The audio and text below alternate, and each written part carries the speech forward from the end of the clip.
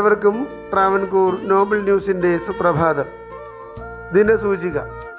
ഇന്ന് കൊല്ലവർഷം 1201, ഇടവം 23, ക്രിസ്തുവർഷം 2026 ജൂൺ 6 ശനിയാഴ്ച. സൂര്യോദയം രാവിലെ 6 മണി 6 മിനിറ്റിന്. അവിട്ടം നക്ഷത്രം, കൃഷ്ണപക്ഷ ഷഷ്ഠി തിഥി.